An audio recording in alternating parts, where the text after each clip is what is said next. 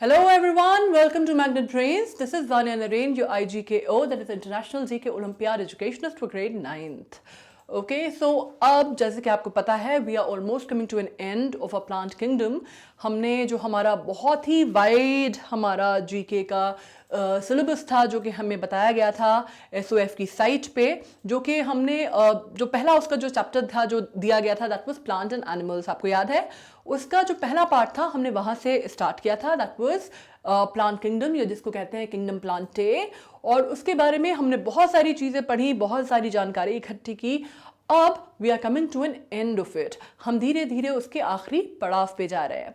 So now I am sure आपको थोड़ा बहुत जो आपकी नर्वसनेस है that is now in check and you are all set and get up for the IGKO examination. As the punchline says, together we can win. Alright, so आज का जो topic हम करने वाले हैं वो बहुत इंपॉर्टेंट टॉपिक है इन द सेंस कि वो आपको अपनी किताबों में नहीं मिलेगा, राइट? थोड़ा सा एकेडमिक्स से बाहर जाने वाला टॉपिक है, थोड़ा सा ऑफ रिकॉर्ड टॉपिक है जिसको हम कह सकते हैं।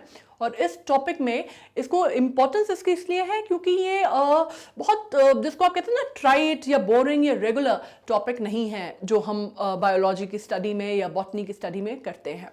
ये हम एक नया सा टॉपिक डिस्कस करने वाले हैं जो कि इंटरेस्टिंग भी है, जो आपने अपनी लाइफ में देखा भी हुआ है। आपने बहुत सारे बोनसाई और टेरेरियम्स देखे हुए हैं, ये उसके ऊपर है। ये हम अपने घरों में सजाते हैं, they look very beautiful and they look very very pretty.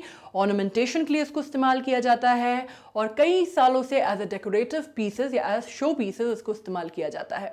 आपके घर में आई एम श्योर कई लोग होंगे जिनको बोनसाइज का शौक होगा, या तो उनको कल्टिवेट करने का, या फिर उनको कम से कम अगर शौक कल्टिवेट करने का नहीं भी होगा तो भी कहीं बोनसाई देख के आपको भी बड़ा अच्छा लगता होगा, राइट? इवन नर्सरीज में भी हम जाते हैं तो बोनसाइज एक ऐसी वैरायटी है नर्सरीज में भी जो कि बहुत अटेंशन दे लेती है। You know it is always a cynosure of the attention. जहाँ पे भी वो दिख जाए बोनसाई तो लोग रुक के एक बार पलट के देखते जरूर हैं। तो आज आप समझ ही गए हैं कि हमारा टॉपिक क्या है। हमारा टॉपिक होने वाला है बोनसाइज।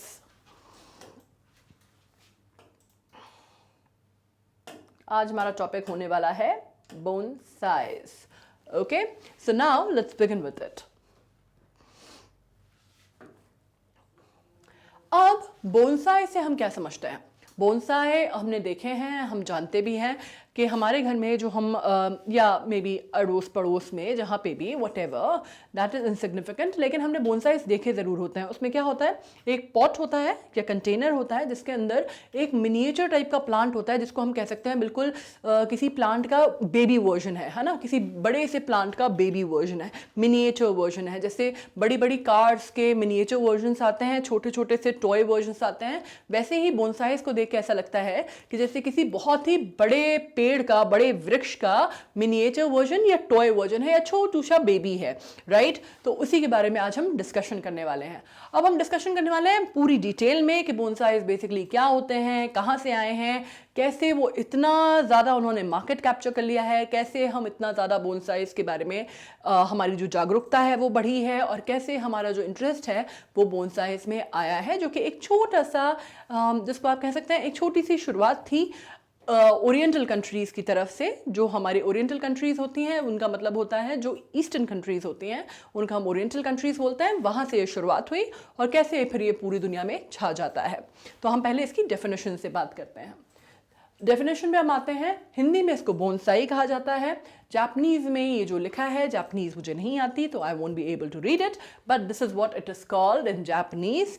पर इसका बेसिकली मैं आपको मतलब बता देती हूँ। इसका मतलब होता है ट्रे प्लांटेशन, राइट? ये जो लिखा हुआ है ये स्क्रिप्ट मुझे नहीं आती, ओरिएंटल स्क्रिप्ट थोड़ी सी मुश्किल होती हैं जिसमें जापानीज़, चाइनीज़, इनफैक्ट हमारी हिंदी भी बहुत मुश्किल मानी जाती है उन लोगों के लिए जिनको नहीं आती। तो खैर, लेकिन इसका मतलब मैं आपको बता देती हूँ कि इसका मतलब होता है tray painting. Tray painting means कि as the name suggest, you don't have to take literally, it is metaphorically, कि ट्रे के अंदर या कंटेनर के अंदर एक जो चीज़ को आप डिस्प्ले में रखते हैं उससे इसका रेफरल होगा। जैसे कि आप यहाँ देख सकते हैं, this is the form of a bonsai and this is a beautiful bonsai, right? This is such a beautiful bonsai. इतना सुंदर सा पेड़ है, उसको बिल्कुल ऐसे आपको लग रहा है कि एक बहुत बड़ा सा पेड़ या बहुत बड़ा सा वृक्ष आप अपने घर के अंदर तो लगा नहीं सकते। So what you can have is the best option, the second best option is to have a miniature version of that tree, right? आपको उसका एक छोटू सा रूप आपको अपने घर में रखने को मिल जाएगा। अब बेसिकली आया कहाँ से है? ये आया है, it is a Japanese art form जो कि कल्टिवेशन टेक्निक से आया है, to produce in containers the small trees that mimic the shape and scale of full size trees। ये हमने डिस्कशन किया ही अभी कि बेसिकली इसका मतलब क्या है कि पूरे किसी बड़े वृक्ष का छोटा सा जो मिनिएचर या टॉय वर्जन या टॉय फॉर्म जिसको हम कहते हैं, उस तरह की चीज़ को हम बोनसाई कहते हैं। वैसे बोनसाई लोग ना बोलचाल की भाषा में वो इतना ज़्यादा कॉमन हो गया है नाम कि लोग बोलचाल की भाषा में बोनसाई नॉर्मली मिनिएचर वर्जन्स को भी कहने लगे हैं, पर स्पेसिफिकली ये नाम जो है ये जापान का है और इसका मतलब है कल्टीवेशन टेक्निक जो कि प्रोड्यूस करता है कंटेनर्स में छोटा सा version of the full grown trees.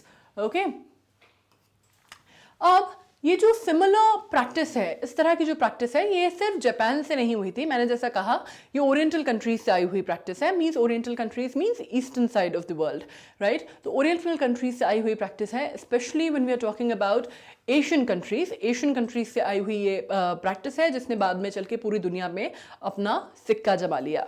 लेकिन अब हम स्पेशली बात करते हैं जापान और चाइना की। इस रेफरेंस में हम जापान और चाइना की बात ज़्यादा करेंगे क्योंकि ये वहीं से आई है और चाइना में एक टेक्निक थी, इस तरह की टेक्निक बहुत सालों पहले तक चाइना में चल रही थी और चाइना में इसको बोलते हैं पेंजिंग फॉर्म या पेंजाई, ठीक है? उसमें एक ट्रेडिशन होता था पेंजिंग या पेंजाई, उससे इसको कहा जाता है कि जो बोनसाई की जो टेक्निक है जो जापानीज़ ने बाद में चल के अडॉप्ट की और बाद में चल के इसको एक्सप्लोर किया और इसको बढ़ाया, वो बेसिकली इन्फ्लुएंस थी चाइना की पेंजिंग या पेंजिंग टेक्निक से, जिसमें आर्ट ओरिजिनेट होता था और मिनिएचर लिविंग लैंडस्केप्स बनाए जाते थे वियतनामीज हॉन नॉन बोके, ठीक है? तो उसमें बेसिकली इसी तरह की कोई टेक्निक थी वो जिसमें मिनिएचर लैंडस्केप्स बनाए जाते थे। यहाँ पे मिनिएचर प्लांटेशन होता है, वहाँ पे मिनिएचर लैंडस्केप्स बनाए जाते थे और वहीं से ये जो आइडिया है ना ये क्लिक किया और वहाँ से जो एक छोटा सा आइडिया निकला तो उसने ऐसे धीरे धीरे फॉर्म अपना डेवलप किया, उसने धीरे धीरे रफ्तार पकड़ी, थोड़े बहुत उसमें चेंजेस हुए जैसे कि होता ही है जिसको हम बोलते हैं प्रोसेस ऑफ एवोल्यूशन। उसमें थोड़े प्रोसेस ऑफ एवोल्यूशन हुए, थोड़े से जो इसको हम कहते हैं trial and error method use किया गया और बन गया modern day bonsai. Okay, Japanese tradition जो है वो माना जाता है कि कई हजार साल पुराना है। जापानीज ट्रेडिशन बहुत हजार साल पुराना है और उससे भी कई ज़्यादा पुराना जो है वो माना जाता है आपका चाइनीज़ ट्रेडिशन जो पेंजिंग का था। अब हुआ क्या था, there is a story to it, हम पढ़ लेते हैं। एक लोन वर्ड जो है जापानीज का bonsai has become an umbrella term in English. जैसा कि मैंने कहा कि जो एक सिंपल सा टर्म जो बोनसाई है जापानीज में, वो एक अम्ब्रेला टर्म आ गया इंग्लिश में। जैसा मैंने कहा कि वो बहुत सारी चीज़ों के लिए जो छोटा फॉर्म है, जो वर्जन है, जो स्मॉल टॉय वर्जन है, उसके लिए बोनसाई यूज़ करने लगे। जैसे होता है ना कि कोई चीज़ पर्टिकुलर चीज़ इतनी फेमस हो जाती है कि वो उसका नाम जो है वो चले ही जाता है और वो जो ब्रांड नेम है वो टेक ओवर कर लेता है उस पर्टिकुलर प्रोडक्ट को। जैसे हमारे यहाँ किसके साथ होता है, फेविकॉल के साथ, राइट? या डेटॉल के साथ या सर्फ के साथ भी हुआ है। It is a similar kind of thing. आज हम किसी डिटर्जेंट की बात करते हैं या हमें कोई कपड़े धोने का साबुन चाहिए होता है या कोई डिटर्जेंट चाहिए होता है तो हम ये नहीं बोलते कि हमें डिटर्जेंट खरीदना है, हम ये बोलते हैं कि उसमें थोड़ा सा हमें सर्फ खरीदना है, हमारे घर में सर्फ खत्म हो गया। या हमें कोई चीज़ अगर हमें स्टिक करनी होती है तो हम ये नहीं बोलते कि हमें एडिसिव चाहिए, हम बोलते हैं फेविकॉल ले आओ, राइट? तो this is how it is कि कोई एक चीज़ इतनी फेमस हो जाए कि वो ऑलमोस्ट सिनोनिमस हो जाए उस प्रोडक्ट से। तो that is what it has happened with bonsai. Bonsai का मतलब जो था वो एक अम्ब्रेला टर्म बन गया है आज की डेट में और बहुत सारी जो मिनिएचर और टॉय वर्जन्स हैं उसको बोनसाई बोलने जाने लगा है। पर स्टार्ट कहाँ से हुआ था? पेड़ों के कल्टिवेशन से। अब हम बात करते हैं अगर स्टीफन ऑर की। एक स्टीफन ऑर हैं न्यूयॉर्क टाइम्स में जिन्होंने ये कहा है, The term should be reserved for plants that are grown in shallow containers following the precise tenets of the bonsai pruning and training, resulting in the artful miniature replica of the full-grown tree in nature. अब इसमें लोगों ने अपने अपने अलग अलग definitions दी हैं, अलग अलग उनके जो जिसको आप कहते हैं अलग अलग स्टैंड्स हैं इस व्यू पॉइंट पे लेके। अब हम एक जर्नलिस्ट हैं या एक मे बी एक एडिटोरियल में होंगे, वो मिस्टर स्टीफन और नाम है उनका, न्यूयॉर्क टाइम्स में, उन्होंने इसको डिफाइन किया है। उन्होंने कहा है कि ये जो अम्ब्रेला टर्म यूज़ होता है बोनसाई का, it is not correct, it should not be done that way. इसको एक जो है ये स्पेसिफिकली सिर्फ पेड़ों के रेफरेंस में रख देना चाहिए. The term should be reserve for plants that are grown in shallow containers. ये स्पेसिफिक जो टर्म है इसको स्पेसिफाई कर देना चाहिए उन प्लांट्स के लिए जो कि शैलो कंटेनर्स में ग्रो किए जाते हैं, और प्रिसाइज उसमें जो प्रूनिंग का और जो बाकी टेक्निक्स हैं उनका इस्तेमाल करके उनको कल्टिवेट किया जाता है. और ये मिनिएचर वर्जन है फुल ग्रोन ट्रीज का, right. So he has a problem with using it for other things. उनको थोड़ी सी मिस्टर स्टीफन और को थोड़ा सा इशू है कि आप इसको दूसरी चीज़ों के लिए इस्तेमाल कीजिए. उन्होंने कहा है इसको ऐसा करने की ज़रूरत नहीं है, जिस चीज़ के लिए बना है उसी के लिए इस्तेमाल कीजिए. Okay, so now you can see it here. This is one of the forms and how beautiful it is. It is a Japanese version जिसको primitively bonsai के उसमें start किया गया था. इतने बड़े containers होते थे जिसमें bonsai grow किए जाते थे, और उनकी जब उस टाइम पे जब लेंथ होती थी वो इतनी छोटी नहीं होती थी, थोड़े से comparatively बड़े फॉर्म में होते थे. Obviously over the period of time जैसे जैसे टेक्निक्स डेवलप हुई, जैसे जैसे टेक्नोलॉजी डेवलप हुई, जैसे जैसे लोगों ने उसके बारे में पढ़ा, प्रूनिंग मेथड समझे, डिफोलिएशन मेथड समझे, बहुत सारे मेथड में आए और इनकलकेट किए गए, स्टडी की गई. तो ऑब्वियसली उसका जो हम कहते हैं ना कि किसी चीज़ का और निखार आता है, किसी भी चीज़ में, किसी भी कला में और निखार आता है, किसी भी कला में और सुधार आता है, उसके और ज़्यादा जो उसके बारे में स्टडी थी वो की गई और पता चला कि इसका और भी हम मिनिएचर फॉर्म और ज़्यादा टीनी मीनी फॉर्म हम कैसे डेवलप कर सकते हैं और कैसे हम उसको सस्टेन कर सकते हैं. ओके, अब हम पढ़ते हैं in the most restrictive sense. Bonsai refers to miniatured container grown trees adhering to Japanese tradition and principles. अगर हम इसका बहुत ही जिसको बोलते हैं ना संकीर्ण या रिस्ट्रिक्टिव सेंस में अगर हम इसको पढ़ते हैं तो उसका मतलब क्या होता है? इसका मतलब होता है कि बोनसाई जो है रेफर करता है मिनिचराइज्ड वर्जन या कंटेनर ग्रोथ प्लांट जो कि टिपिकल है जापानीज ट्रेडिशन में. वो माना जाता है कि वो सिर्फ एक स्पेसिफिकली जापानीज ट्रेडिशन में, ये जापानीज जो उनकी जो राइटिंग्स है उसमें पाया जाता है. Bonsai is not intended for production of food or for medicine. Instead, bonsai practice focuses on long-term cultivation and shaping of one or more small trees growing in a container. Of course, अब bonsai को देख लीजिए, है ना, इतने बड़े जो पेड़ का जो वर्जन है वो इतना सा है, छोटू सा वर्जन है. अब जब हम बात कर रहे थे, अभी मैंने आपसे बोला कार की, कि जब बड़ी सी कोई लैम्बोर्गिनी होती है उसका जो मिनिएचर टॉय वर्जन होता है तो ऑब्वियसली वो लैम्बोर्गिनी जैसा काम नहीं करती है. पर यहाँ पे we are talking about a living thing. पेड़ जो होता है ऑब्वियसली वी नाउ नो, इतने के बाद तो हमें पता है, इतना सारा जो हमने बॉटनी पढ़ ली है, इतनी सारी जो हमने किंगडम प्लांटे पढ़ लिया है, अब तो हमें पता है that plants are the living organisms, और उनमें सारी वैसी ही फीलिंग्स होती हैं जिस तरह की हमारे अंदर या बाकी किसी और एनिमल के अंदर होती हैं, राइट. बाकी किसी और किंगडम के स्पेसिफिकली अगर हम बात करते हैं, ऑफ कोर्स वो अपनी जगह से चल नहीं पाते, but that is also the exception of the rule is there, as we know, कि हमें मालूम है कि कौन सा एक है कैशपोना जो चल लेता है. लेकिन उसके अलावा we know that it has वो रिएक्ट करते हैं हमारे अगर हम उनको छूते हैं तो उनके अंदर सेंसेशन होता है, वो अपनी जड़ों से बात करते हैं, वो एक दूसरे से कम्युनिकेट करते हैं, ये सब कुछ हमें पता है. So we basically know that they are the living organisms. और उसका मिनिएचर बनाना कोई बेजान चीज़ का मिनिएचर बनाने से ज़्यादा टफ काम है, क्योंकि उसका इकोसिस्टम होगा, उसकी एक वाटर साइकिल होगी, उसका जो प्रोसेसेस होंगे, उनको आपको जो प्रोसेस ऑफ फोटोसिंथेसिस होगा या और भी बाकी जो उनके जो पॉलिनेशन का प्रोसेस होगा, बाकी सारी चीज़ें होंगी, वो भी होगा. लेकिन पॉलिनेशन का प्रोसेस पेड़ों के साथ नहीं होता है बोनसाई में, बिकॉज एज वी नो कि मे बी अगर वो हो भी जाता है तो उसको कल्टिवेट करना पड़ता है. दैट इज़ अ टेक्निक, वो अपने आप नेचुरली या इनेट नहीं होता है. इसलिए अगर वो पॉलिनेट हो भी जाए तो भी इसका मतलब ये नहीं है कि अगर वो पॉलिनेट होकर कहीं और जाएगा तो वो नया बोनसाई अपने आप बनेगा. That is not how it is done. It is a proper science to it. That is a proper technique to maintain a bonsai and to make a bonsai out of a big plant or big tree. Okay, so we need to understand that कि किसी भी जीती जागती चीज को cultivate करना और उसकी ग्रोथ को लिमिट करना in the container's vicinity is a tougher job than making a जिसको हम कहते हैं ना एक बेजान चीज को या लाइफलेस चीज को उसका छोटा फॉर्म बनाना ज्यादा आसान काम होगा. So अब इसके हमें ये भी समझना होगा कि बोनसाई बनाने के इंटेंशन क्या थे। अब बोनसाई जो है वो ऐसा नहीं है कि बना लिया गया कि बरगद का बोनसाई बना लिया गया या पीपल का बोनसाई बना लिया गया या और भी बड़े बड़े पेड़ों का बोनसाई बना लिया गया। तो इसका मतलब ये नहीं है कि हमें उससे कोई चीज़ चाहिए, राइट। वो इसलिए नहीं बनाया गया कि हमें उसको कोई मेडिसिनल, कि हम चाहते हैं कि भाई बरगद का पेड़ हम घर में तो लगा नहीं सकते तो घर में ही लगा लेते हैं, छोटा सा बोनसाई बना के उसको घर में रख लेते हैं, और अगर हमें कोई भी यूज़ होगा मेडिसिन का तो हमें यहीं से मिल जाएगा। This not how it is done. उसके कोई मेडिसिनल वैल्यू नहीं होती, उसको किसी उसे ऐसा नहीं है कि उसकी पत्तियों को और उसके छाल को आप इस्तेमाल कर रहे हैं मेडिसिन बनाने के लिए। This not how it is done. उसकी कोई भी मेडिसिनल वैल्यू के लिए उसको नहीं रखा जाता, और फूड वैल्यू तो ऑब्वियसली नहीं होती। आप इतने से छोटू से पेड़ से क्या तो खाना निकलेगा और क्या आप उसको खाएंगे, राइट। तो उसकी कोई इस तरह की कोई वैल्यू नहीं होती उसकी। इनफैक्ट आपने देखा होगा कि ऑरेंजेस के या लेमन के बोनसाइज होते हैं जो कि दिखते बहुत सुंदर है, उसमें छोटू छोटू से ऑरेंजेस लगते हैं, छोटू छोटू से लेमन्स लगते हैं, and they look very pretty.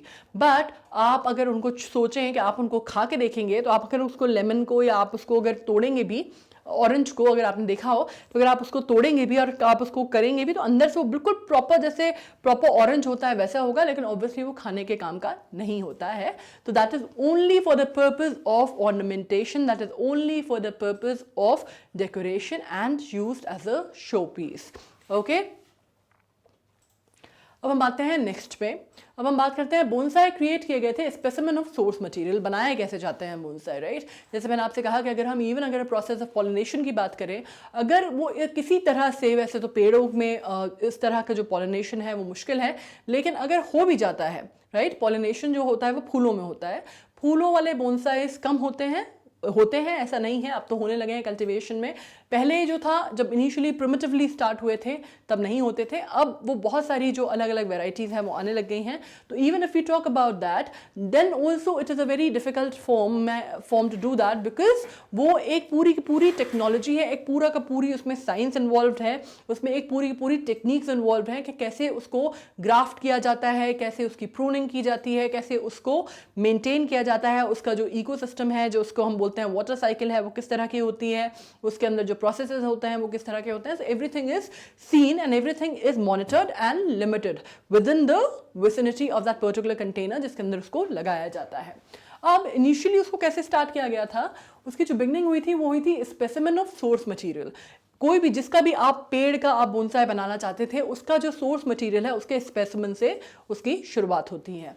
This may be a cutting, seedling or small tree of the species suitable for the bonsai development. अब उसमें क्या किया जाता है, या तो आप उसकी कटिंग ले सकते हैं या आप सीडलिंग के थ्रू भी कर सकते हैं। नॉर्मली कटिंग या ग्राफ्टिंग के थ्रू होता है। और small tree of the species suitable for the bonsai, या फिर उसकी जो पेड़ है उसकी छोटा सा जो स्पीशीज है, प्लांट है, जब वो छोटा सा वर्जन है, जब वो छोटा सा होगा, जब फूटा ही होगा, जब स्टार्टिंग ही हुई होगी, कोई भी पेड़ जो है वो एकदम से बड़ा पेड़ नहीं बन जाता। उसकी जो शुरुआत है वो छोटे से पेड़ पौधे के तौर पे होती है, फिर वो आगे चल के बड़े वृक्ष का रूप ले लेता है। तो या तो वो छोटे से पौधे से शुरुआत की जा सकती है बोनसाई की, बट नॉर्मली ऐसा नहीं किया जाता है। नॉर्मली जो स्टार्टिंग है वो भी ये 3 प्रोसेसेस उन्होंने आपको बताए हैं, कटिंग, सीडलिंग या फिर स्मॉल ट्री का स्पेसिमेन लेके किया जाता है। Bonsai can be created from nearly any perennial woody stem trees or shrub species that produces true branches and can be cultivated to remain small through the pot confinement with crown and root pruning. अब जो इसका next process है वो क्या है कि तकरीबन bonsai जो है हर उस पेड़ का बन सकता है, हर उस स्पीशीज ऑफ प्लांट या ट्री का बन सकता है जिसकी वुडी स्टेम्स होती हैं, जो कि पेरिनियली वुडी स्टेम्स होती हैं, और जिसकी एक स्पेसिफिक, जिसको हम कहते हैं, जिसमें एक स्पेसिफिक रूट्स होती हैं, ब्रांचेस होती हैं, स्टेम्स होती हैं, जिसमें एक प्रॉपर, जिसको आप कहते हैं ना, जिसकी मॉर्फोलॉजी जो होती है प्रॉपर्ली डिफाइंड होती है, उसका बोनसाई बन सकता है। और उसको कैसे कल्टिवेट किया जा सकता है? पहली बात, उसको इस तरह से कल्टिवेट किया जा सकता है, जिस प्लांट को, जिसको आप एक कंटेनर के अंदर आप उसको सेगमेंट करके आप उसको कंट्रोल कर सकते हैं, उसकी ग्रोथ को, और आप उसको कल्टिवेट कर सकते हैं कंटेनर के अंदर। ये देखा जाता है। और उसको कैसे किया जाता है? क्राउन और रूट प्रूनिंग के थ्रू, राइट। अब the bonsai is shaped to limit growth, redistribute foliars, vigor to areas requiring further development. The practice of bonsai is sometimes confused with dwarfing.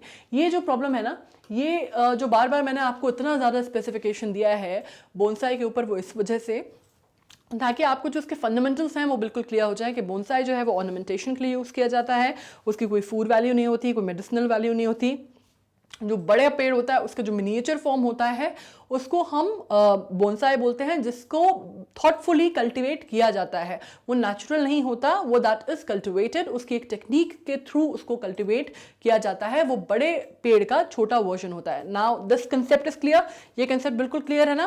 क्योंकि ये मैं आपको बार बार इसलिए बोल रही हूँ क्योंकि नॉर्मली ऑफन लोग क्या करते हैं, उसको कंसेप्ट ऑफ बोनसाई को डॉर्फिंग से कंफ्यूज कर देते हैं। अब डॉर्फिंग क्या होता है? बेसिकली जो बोनसाई होता है उसको शेप किया जाता है जिसमें लिमिट करने के लिए ग्रोथ को। ऑब्वियसली अगर आपको एक कंटेनर में लगाना है बड़े ट्री का वर्जन तो आप उसकी ग्रोथ लिमिट करनी पड़ेगी।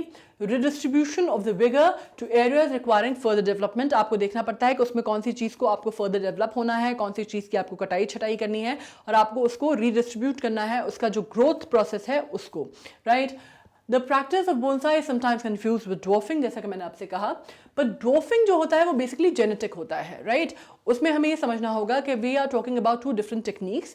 एक जगह हम कल्टिवेशन की टेक्निक की बात कर रहे हैं और एक हम जेनेटिक की बात कर रहे हैं। तो dwarfing जो होता है generally refers to research, discovery और creation of plant that are permanent genetic miniature of existing species. ठीक है, डिफरेंस समझ में आ गया आपको? इसमें जो डॉर्फिंग होती है वो बेसिकली रेफर करती है रिसर्च के लिए, डिस्कवरी या क्रिएशन के लिए प्लांट की दैट आर परमानेंट, ये परमानेंट होते हैं और जेनेटिक मिनिएचर्स होते हैं, राइट? और एग्जिस्टिंग स्पीशीज के जेनेटिक मिनिएचर होते हैं। So now we are clear with thought कि बोनसाई जो है वो हम टेक्निक की बात कर रहे हैं और डॉर्फिंग जो हम बात कर रहे हैं वो जेनेटिक टेक्निक्स की बात कर रहे हैं। So these are 2 different things all together. Plant dwarfing often uses selective breeding. Plant dwarfing में normally selective breeding होती है या genetic engineering होती है, right? और उसमें क्या करते हैं वो to create dwarf cultivars. उसमें बेसिकली एक स्पेसिफिक तरह के प्लांट्स को यूज किया जाता है, स्पीशीज ऑफ प्लांट को यूज किया जाता है, सिलेक्टिव ब्रीडिंग की जाती है और ये एक जेनेटिकल इंजीनियरिंग का नमूना होता है, right? So we are clear with the idea that here we are talking about horticulture. Bonsai जो है वो हॉर्टिकल्चर की ब्रांच है जिसमें उसको ऑर्नामेंटेशन के लिए यूज किया जाता है, जिसमें उसको टेक्निक के थ्रू उसकी प्रूनिंग की जाती है, क्राउन प्रूनिंग और रूट प्रूनिंग, और उसको एक लिमिट की जाती है उसकी growth, and it is a miniature version of the full grown tree, whereas dwarfing is basically an example of genetic engineering. ये genetic engineering का एक नमूना है, genetic engineering का एक एग्जाम्पल है जिसमें selective plants की ब्रीडिंग की जाती है और ये रिसर्च और बाकी सारी चीज़ों के लिए इस्तेमाल किया जाता है। जबकि हमने बात की बोनसाई में ये किसी भी पेरेनियली वुडी प्लांट का या वुडी ट्री या श्रब की जो है वो बोनसाई डेवलप की जा सकती है। Now we are through with both the definitions and we are through with the distinguishing factors, right? अब बढ़ते हैं आगे। Bonsai does not require genetically dwarf trees. जैसा का कहा कि बोनसाई किसी भी नॉर्मल पेड़ का जो कि पेरिनियली वुडी पेड़ है जिसकी जो मॉर्फोलॉजी है, जिसमें स्टेम, ब्रांचेस, रूट्स बहुत क्लियरली मॉर्फोलॉजी जिसकी बहुत क्लियरली डिफाइंड है, उसका बनाया जा सकता है। वो जेनेटिकली ड्वार्फ्ड पेड़ नहीं होते हैं या वो कोई स्पेसिफिकली ब्रीडिंग जेनेटिकली ब्रेड पेड़ नहीं होते हैं, वो किसी भी नॉर्मल पेड़ का बन सकता है, but rather depends on growing small trees from regular stock and, और इसको जो उगाया जाता है वो नॉर्मली रेगुलर स्टॉक और सीड्स के थ्रू उगाया जाता है, जो कि हमने अभी पीछे पढ़ा, या कई बार जो छोटा जो पौधा होता है उसके थ्रू भी इसको उगाया जाता है। बोनसाई यूजेस कल्टिवेशन टेक्निक्स, जैसे कि हमने कल्टिवेशन टेक्निक्स के बारे में पढ़ा, इसको हम थोड़ा सा मार्क कर लेते हैं ताकि आपको पता चल जाए। मैंने हालांकि आपको बता दिया कि क्राउन और रूट प्रूनिंग होती है, तो we know that there is a crown and root pruning. फिर रूट रिडक्शन होता है। रूट रिडक्शन का क्या मतलब होता है? रूट रिडक्शन मतलब जो रूट का जो साइज है उसको थोड़ा सा कंट्रोल करके उसको रिड्यूस कर लिया जाता है। उसके अलावा पॉटिंग, यू नो, डिफोलिएशन होता है एंड ग्राफ्टिंग होती है। ग्राफ्टिंग भी आपने जब हमने हॉर्टिकल्चर डिस्कस किया था तब आपको मालूम है रोजेस की ग्राफ्टिंग कैसे की जाती है। You know the technique of the grafting, we discussed it at length, so you are through with it. अब मैं इसको थोड़ा सा मार्क कर देती हूँ ताकि आपको ये कंसेप्ट क्लियर हो। Pruning, root reduction, potting, defoliation, grafting to produce small trees that mimic the shape and style of mature full size trees, right? ये 5 टेक्निक्स नॉर्मली इस्तेमाल की जाती हैं। अब हम आते हैं, it requires techniques and tools that are specialized to support the growth and long-term maintenance of the trees in the small containers. अब हमने ये जान लिया कि बोनसाई क्या होते हैं, हमने अभी जो हमने पढ़ा उसमें हमने ये जान लिया कि बोनसाई में और ड्वार्फिंग में डिफरेंस क्या होता है, एक जेनेटिकली इंजीनियर्ड होता है, एक हॉर्टिकल्चर की ब्रांच होती है, वो हमने सब कुछ समझ लिया। अब हमें बात करनी है, अगर हमने बना भी लिए, हमने अलग अलग टेक्निक इस्तेमाल करके, जैसे हमने डिस्कस किया, प्रूनिंग की, ग्राफ्टिंग की, XYZ डिफोलिएशन की, रूट रिडक्शन की, हमने बोनसाई कल्टिवेट भी कर लिया, डेवलप भी कर लिया। तो अब कोई भी चीज़ जो हमारे पास है, what we need to do next, we need to actually look out for its care and cultivation, right. हमें उसकी बेसिक बोनसाई केयर समझनी होगी कि उसको किस तरह से हमें रखना है और उसको किस तरह से हमें उस पर ध्यान देना है, या किस तरह से हमें उसको केयर करनी है, या कल्टिवेशन पे वर्क करना है। It requires techniques and tools that are specialised to support. जैसे मैंने आपसे कहा कि जब इसको हम बनाते हैं या इसको हम करते हैं, तो उसके लिए हम जो रेगुलर गार्डनिंग टूल्स हैं उसका इस्तेमाल तो ऑब्वियसली नहीं कर सकते, तो उसके लिए हमें एक स्पेशल टूल्स की रिक्वायरमेंट होती है, उसके लिए एक स्पेसिफिक टाइप ऑफ टूल्स की रिक्वायरमेंट होती है जो कि यूज़ किए जाते हैं बोनसाई के लिए, राइट। और उसको लॉन्ग टर्म जो सस्टेनेबिलिटी देने के लिए कंटेनर्स में एक पर्टिकुलर तरह की टेक्निक्स, प्रूनिंग और बाकी जो टेक्निक्स हैं उनका इस्तेमाल किया जाता है। और उन टेक्निक्स को करने के लिए भी स्पेसिफिकली टूल्स होते हैं जो मिलते हैं मार्केट में। All bonsai start with the specimen of the source material. जैसे मैंने आपसे कहा कि सारे बोनसाई जो भी हैं वो स्पेसिमेन से स्टार्ट होते हैं, सोर्स मटेरियल के। वो स्पेसिमेन कैसा हो सकता है, या तो पौधे के फॉर्म में हो सकता है, या शूट के फॉर्म में हो सकता है, या सीड के फॉर्म में हो सकता है, right. A plant that the grower wishes to train into bonsai form. Bonsai practice is an unusual form of plant cultivation, and the growth from seed is rarely used to obtain source material. मैंने जैसे आपसे कहा था कि normally seeds का या छोटे पौधे का इस्तेमाल कम किया जाता है, उसमें प्रूनिंग का इस्तेमाल ज़्यादा किया जाता है, ग्राफ्टिंग का इस्तेमाल ज़्यादा किया जाता है, शूट्स का या जिसको हम बोलते हैं स्टेम्स का, उसका इस्तेमाल ज़्यादा किया जाता है। अब to display the characteristic aged appearance of the bonsai within the reasonable time, the source plant is often mature and at least partially grown when the bonsai creator begins work. ठीक है, तो बोनसाई का जो creator है, जैसे जो भी बनाना चाहता है बोनसाई को, जब उस पर वर्क करता है, चालू करता है, तो क्या करता है कि जो भी टाइम है उसको एक रीजनेबल टाइम लगता है उस काम को होने में।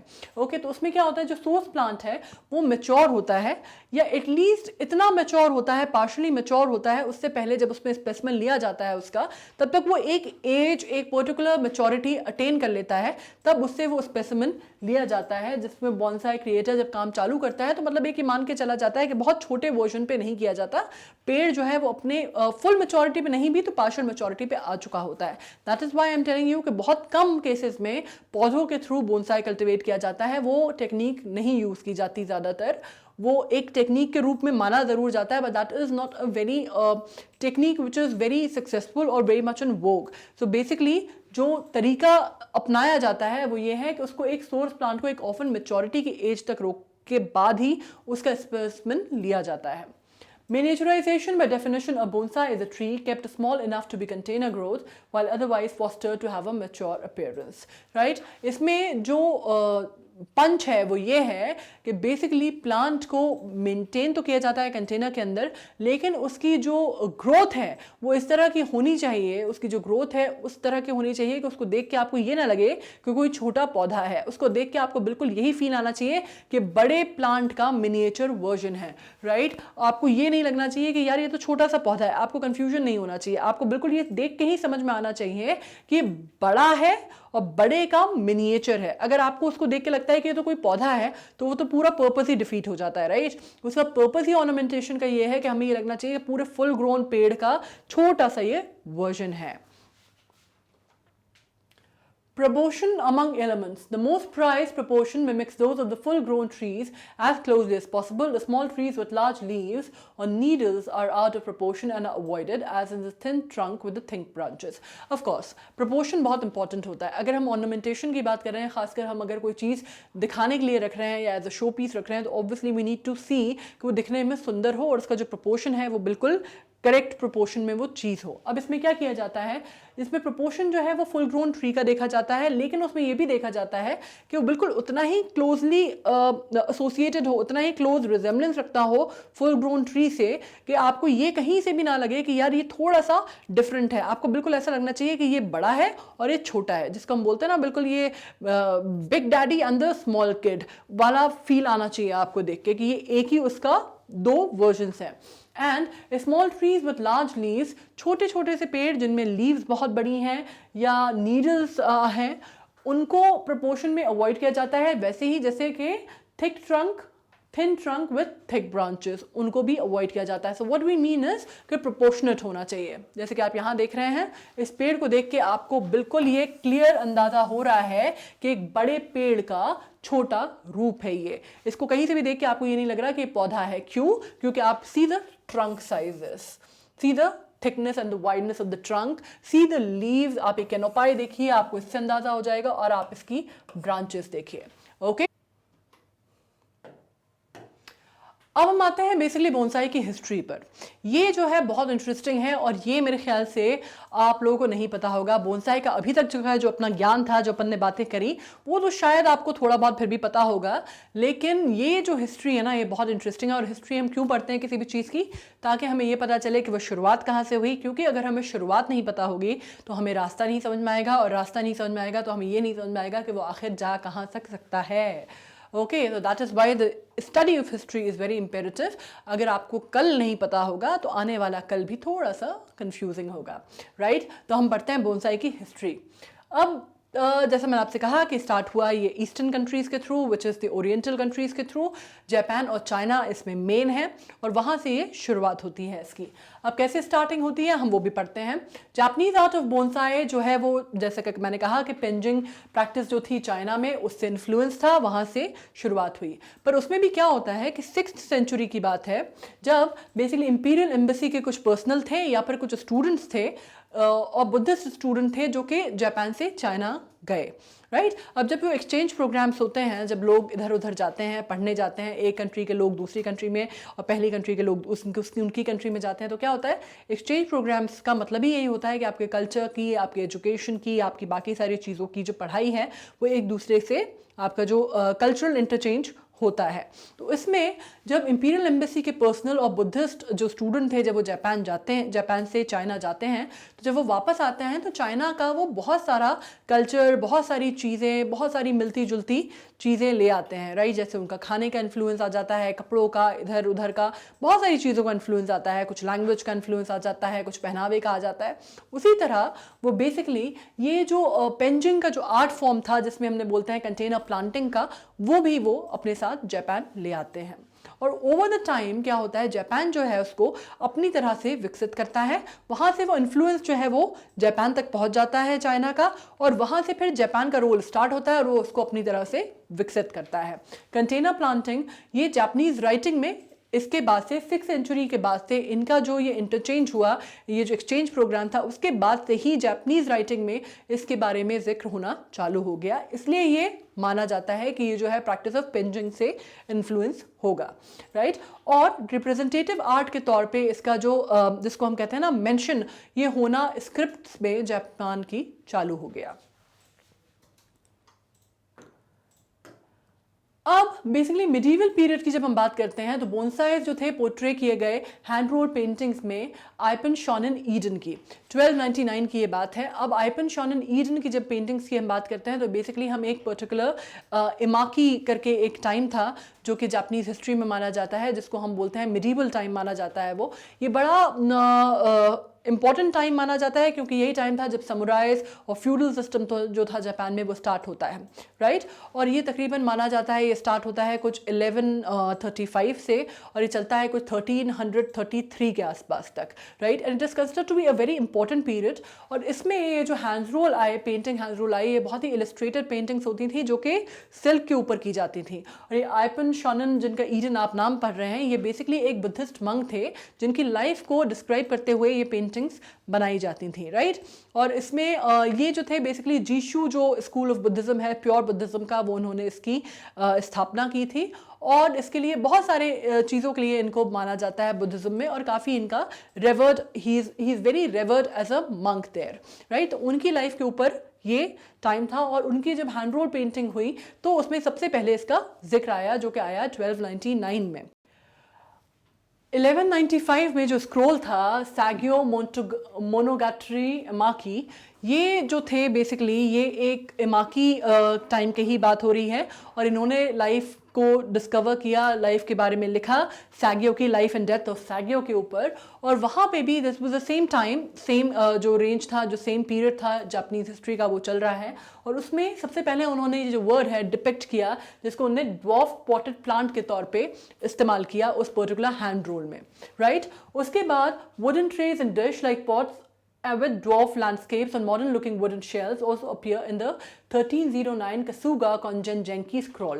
ये भी एक तरह का हैंड पेंटेड रोल स्क्रॉल था, जो कि उसी टाइम पे, जब हम बात कर रहे हैं काराकुरा जो डायनेस्टी की जब बात कर रहे हैं जापान की, उसी के बारे में बात चल रही है। और उसी टाइम पे सबसे ज़्यादा जो बोनसाई के बारे में जो जिक्र है, जो इस पर्टिकुलर टेक्निक के बारे में जो जिक्र है, वो आना चालू हुआ आपके जापानीज स्क्रिप्ट्स में और बाकायदा राइटिंग में। तो हमें ये समझ में आता है कि ये जो है शुरुआत जो है इसकी, यहाँ से तेजी इसने रफ्तार जो है पकड़ ली थी, कि शुरुआत तो हो गई थी इसकी 6th सेंचुरी BC के बाद से, लेकिन तेजी जो उसने पकड़ी वो पकड़ी मिडीवल टाइम्स में, जो कि उसने पकड़ी कामाकुरा डायनेस्टी के टाइम पे। अब a close relationship between Japan's Zen Buddhism and the potted trees began to shape bonsai's reputation and aesthetics। अब इसके बीच में क्या हुआ? There was a close relationship था between Japan's का जो Zen था, Zen Buddhism का जो विंग था उसमें, और जो potted trees के बीच में जो उनका एक जो जिसको हम कहते हैं तालमेल था, जो उसकी बॉन्साई की रेपुटेशन वहाँ से और एस्थेटिक्स के रूप में उसका जो रेपुटेशन है वो उसने अपनी जड़ें बनाना चालू कर दी, या जड़ें पकड़ना चालू कर दी। उसके बाद इन दिस पीरियड चाइनीज चैन, जिसको हम ज़ेन बोलते हैं बुद्धिज्म में, जापानीज में sorry, Buddhist monks taught at Japan's monasteries. इस टाइम पे क्या हुआ, चाइनीज चैन जिसको हम बोलते हैं जापान में ज़ेन बोला जाता है, उन लोगों ने बुद्धिस्ट मोनेस्ट्रीज में पढ़ाना शुरू किया। और उसके बाद one of the monks activities was to introduce political leaders to various arts of miniature landscapes as admirable accomplishment for men of taste and learning। तो इसी टाइम पे क्या हुआ कि जब ये एक्सचेंज प्रोग्राम्स चल रहे थे और उन्होंने मोनेस्ट्री में पढ़ाना चालू किया, तो एक जो मंक थे उनका जो बेसिक काम था, उनका जो बेसिक जो उनका जॉब डिस्क्रिप्शन था वो क्या था कि उनको जो बाहर से जो पॉलिटिकल लीडर्स आते थे उनको दिखाना होता था ये वेरियस जो आर्ट फॉर्म्स हैं जो मिनिएचर में, जो कि जिसको हम कहते हैं जो डेवलपमेंट हो रहे थे मिनिएचर आर्ट फॉर्म्स में, मिनिएचर लैंडस्केप्स में, उनको, क्योंकि दैट वाज, और उनको actually as a sense of, as a symbol of aesthetic development के तौर पे उनको उसको पोर्ट्रे करना था। और ये दिखाना था कि जो मैन ऑफ टेस्ट हैं, या man of letter and taste and aesthetic sense हैं, उनको उसके लिए उनको उनकी तरफ इसका रुझान जो था, उनका जो रुझान था वो इसकी तरफ लाना था और इसको as a symbol of aesthetics बनाना था। Potted landscapes arrangements up to this period included miniature figurines after the Chinese fashion। अब बेसिकली क्या होता था, चाइनीज़ में थोड़ा सा डिफरेंस था। उसमें क्या होता था, जब वो पॉटेड लैंडस्केप्स होते थे, जो कंटेनर में जो लैंडस्केप्स होते थे, उसमें क्या होता था, अरेंजमेंट जो होता था उसमें तब तक के जो बोनसाई के प्लांट्स लगाए जाते थे, कल्टिवेशन होता था, उसमें एक चाइनीज़ फिगरिन भी होता था। चाइनीज़ फिगरिन मतलब एक चाइनीज़ का छोटा सा मिनिएचर होता था और एक चाइनीज़ आदमी का फिगरिन होता था जो कि उसमें रखा जाता था, राइट। ये चाइना के फैशन के ऊपर था, ये चाइना में हुआ करता था। जापानीज़ ने जब ये चीज़ अडाप्ट की और अपनी तरफ से इसको बढ़ाया, अपनी तरफ से इसमें चेंजेस लाए, तो उन्होंने ये जो एक चेंज है, ये जापानीज़ का अपना खुद का बनाया हुआ चेंज था कि उनने इसका फॉर्म जो है वो थोड़ा सिंप्लीफाई कर दिया। जो इसका जो पॉट्स के डिज़ाइंस थे वो सिंप्लीफाई कर दिए, थोड़ा सा उन्होंने इसको सिंप्लीफाई करने की जगह हम इसको ये भी कह सकते हैं कि उन्होंने थोड़ा सा इसको प्लेन कर दिया। उन्होंने जो ऑस्टेंटेशन था, जो उन्होंने जो चमक धमक थी उसको कम करके उसको थोड़ा सा सिंपल वर्जन उसका जापानीज लोग लाए। Japanese artist eventually adopted a simpler yet style of bonsai, increasing focus on tree पर रिमूविंग मिनिएचर्स। अब उन्होंने क्या किया, उन्होंने जो जापानीज जो कल्टिविस्ट थे उन्होंने फोकस किया ट्रीज के ऊपर और उनको कितना सुंदर बनाया जा सकता है, इंस्टेड ऑफ कंटेनर्स पे ध्यान देने के, या फिर ये जो चाइनीज जो फिगरीज थे उनको उन्होंने हटा दिया और उन्होंने अपना पूरा फोकस लगाया कि वो पेड़ को कैसे ब्यूटिफाई कर सकते हैं या पेड़ को कैसे सेंटर ऑफ अट्रैक्शन बना सकते हैं। और बाकी जितने भी उसके साथ आप कह सकते हैं कि जितने भी अटैचमेंट्स थे, राइट, या जो भी उसके साथ जिसको प्रॉप्स जिसको हम कह सकते हैं जो प्रॉप्स थे वो हटा दिए जाते हैं, और ताकि लोगों का जो ध्यान है वो मेन पेड़ के ऊपर हो और पेड़ को अपने आप में as a piece of centre attraction बनाया जा सके, राइट। तो उन्होंने उसको सिंप्लीफाई कर दिया। by removing miniature and other decoration and using smaller plainer pots. और उन्होंने जो pots थे ना, वो भी चाइना के जो pots थे वो थोड़े से डेकोरेटिव थे, उसमें बहुत सारे कलर्स होते थे, बहुत सारे डिज़ाइंस होते थे. उन्होंने इसको हटा के सिंपलर पॉट्स बनाए और उन्होंने, जैसा मैंने कहा कि उनका जो मेन फोकस था वो पेड़ के स्पेसिमेन पे ज़्यादा था. उन्होंने उसको डेकोरेट करना और उसको ब्यूटिफाई करने पे ज़्यादा एनर्जी और ज़्यादा अपनी जो टेक्निक्स हैं वो लगाई बनस्बत बाकी सारे प्रॉप्स पे या बाकी सारी चीज़ों को डेवलप करने पे. Okay, they made it a more simpler and more purer version of bonsai basically. अब हाची नोकी की हम बात करते हैं. हाची नोकी क्या है? 14th century में the term dwarf potted trees was the boles tree. 14वीं शताब्दी की ये बात हो रही है और 14वीं शताब्दी में जो dwarf potted trees के लिए जो टर्म यूज किया जाता था वो किया जाता था द बोल्स ट्री, राइट, हाची नोकी. और इसको उस पर्टिकुलर लैंग्वेज में बोला जाता है हाची Noki, right. This indicated use of fairly deep pot rather than the shallow pot denoted by the eventual term bonsai, hachinoki, the potted trees. ये टर्म है hachinoki, the potted trees के लिए. और इसमें क्या किया गया, इस पे उन्होंने बेसिकली जो पहले जो था वो सिर्फ ऊपर जैसे मैंने आपसे कहा ना कि कंटेनर्स पे ध्यान दिया जाता था, डेकोरेशन पे ध्यान दिया जाता था, कंटेनर्स कितने सुंदर हैं, फिगरीन्स कितने सुंदर हैं, उस पर ध्यान दिया जाता था. तो यहाँ पे उन्होंने क्या किया, बोल्स ट्री पे जब उन्होंने ये कंसेप्ट वो लाए बोल्स ट्री का, हाचीनोकी का, तो उन्होंने क्या किया, उसमें डीपर पॉट्स लिए. जो पॉट्स की जो लेंथ थी, पहले जैसे वो शैलो हुआ करते थे पॉट्स, अगर ऐसे हुआ करते थे, तो फिर उन्होंने ऐसे पॉट्स पे ध्यान दिया जो काफ़ी गहरे थे, राइट. तो this was one of the major changes that happened between, जब आप स्टडी करेंगे चाइना और जापान का बोनसाई स्ट्रक्चर, तो उसमें आपको डिफरेंस ये दिखेगा that they were shallow pots and they opted for, and Japanese opted for a much deeper pots, जिसकी जो गहराई जो है वो ज़्यादा हो, ताकि जो रूट की जो प्रूनिंग है वो ज़्यादा बेटर तरीके से हो सके. फाइन. उसके बाद bonsai cultivation reached the higher level of expertise in this period. इस पीरियड में जब हम बात कर रहे हैं 14th सेंचुरी की, अब हम कहाँ से आ गए हैं, हम 6th सेंचुरी से हम आ गए हैं 12th 13th सेंचुरी तक, अब हम आ गए हैं 14वीं शताब्दी तक, ठीक है. पहले की जब हम शताब्दी की बात कर रहे थे 12वीं या 13वीं शताब्दी की, तब हमें मालूम है कि हम डिस्कशन किस बात पे कर रहे थे, हम हैंड्स रोल पे बात कर रहे थे, जिसमें उसकी जिक्र आना शुरू हो गया था. अब हम आते हैं 14वीं शताब्दी में, जब तक ये हाची नोकी का जो कंसेप्ट है वो आ गया था, which was the potted trees. Okay, अब इसमें क्या हुआ, bonsai cultivation reach the higher level जो है वो आ गया था 17वीं सेंचुरी तक, और 3 सेंचुरी बाद तक अपनी जो पूरा एक्सपर्टीज था, जो पूरा ये जो साइंस था, जो पूरी टेक्निक थी, ये अपने चरम पे आ गई थी. पूरा इसका जो डेवलपमेंट था वो हो गया था, और ये माना जाता है कि जिसका जो सबसे गोल्डन पीरियड था, एक्सपर्टीज का जो पीरियड था, वो 17th सेंचुरी था, सर्वाइव टू द प्रेजेंट. और वहाँ से जो 17वीं शताब्दी में जो एक्सपेरिमेंटेशन और जो टेक्निक्स लगाई गई वो फिर आज तक भी चली आ रही हैं. उसमें बहुत ज़्यादा कोई फेर बदल नहीं हुआ है. थोड़ा बहुत obviously with the times and techniques चीज़ें बदलती हैं, टूल्स बदलेंगे, थोड़ी सी टेक्निक्स बदलेंगी, लेकिन अगर हम देखते हैं प्राइमरीली आज भी उसी तरह के बोनसाई कल्टिवेशन और उसी तरह से टेक्निक्स और चीज़ें की जा रही हैं जैसे कि 17वीं शताब्दी में की जाती थी. Okay, one of the oldest known living bonsai trees, considered one of the national treasures of Japan, can be seen in the Tokyo imperial palace collection. अब उस टाइम पे जो बोनसाई है उसको इस तरह से वो कर दिया गया था कि उसकी जो ग्रोथ है उसको लिमिट कर दिया गया था, उस तरह से उसको वर्कआउट कर दिया गया था. और उस टाइम का 17वीं शताब्दी का एक बोनसाई जो है वो आज तक भी सर्वाइव कर रहा है, थ्राइव कर रहा है. आप चाहें, अगर आपका कभी जाना होता है जापान, तो आप वहाँ जाके देख सकते हैं टोक्यो इंपीरियल पैलेस कलेक्शन में वो आज भी वहाँ पे as a national treasure displayed है, राइट. तो आप समझ सकते हैं कि उसकी जो एज है बोनसाई की, जैसे कि हम पेड़ों के बारे में बोलते हैं that they never die of old age, similar can be said about the bonsai that they don't die of old age unless things go off their track, right. वो अपने आप नहीं ख़त्म होते अनलेस चीज़ों को उस तरह से उनके अगेंस्ट चीज़ें या एलिमेंट्स ना चले जाएं, ठीक है. The 5 needle pine known as Sendai Shogun, the Nomatsu, is thought to be at least 500 year old and was trained as a bonsai by at least the year 1610. जैसे कि मैंने कहा 17वीं शताब्दी की हम बात कर रहे हैं. 1610 में एक जो पाइन ट्री है, 5 needle pine known है, पाइन है जिसको हम बोलते हैं सेंडाई शोगुन नोमात्सु, उसको एटलीस्ट उसकी जो उम्र है वो आज की तारीख में माना जा रहा है वो तकरीबन 500 साल है, और वो कहाँ पर है, वो टोक्यो इंपीरियल पैलेस में मिल जाएगा एज अ नेशनल ट्रेजर। लेकिन अब हम आ जाते हैं 17वीं शताब्दी हमारी ख़त्म हो गई है।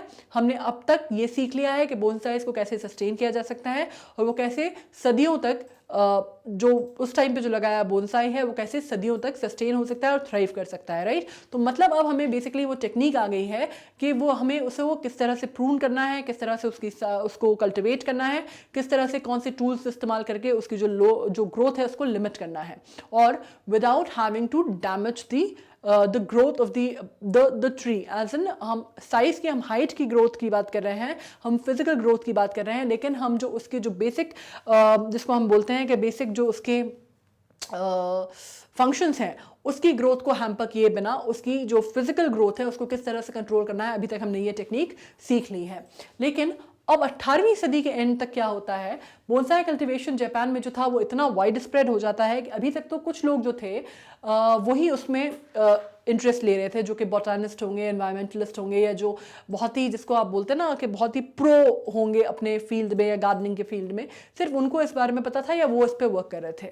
लेकिन 18वीं सदी के एंड तक क्या होता है कि ये थोड़ा सा फेमस हो जाता है और ये ज़्यादा ही इसका जो नाम है वो चलने लगता है और जनरल पब्लिक की नज़र में भी आने लगता है और जनरल पब्लिक की भी इसमें इंटरेस्ट डेवलप हो जाता है। By the end of 18th century, bonsai cultivation in Japan was becoming widespread and began to interest the general public, as I said. In the Tenmai era, the exhibit of the traditional dwarf potted pines began to be held every year in Kyoto, right? Tenmei era, ये again एक era है Japanese history में जो कि begin करता है 1781 से 88 के भी दौरान। इसमें क्या हुआ कि अभी जनरल पब्लिक का तो इंटरेस्ट इसमें आने ही लगा, लेकिन अब बाकायदा इसके ऊपर कुछ जिस तरह के आप कहते हैं ना एग्जिबिशंस और प्रदर्शनियाँ वो सब चालू हो गई। और एक एग्जिबिशन जो था ट्रेडिशनल ड्वार्फ पॉटेड प्लांट का वो स्टार्ट किया गया यहाँ से, जो कि हर साल होता था क्योटो में, ठीक है।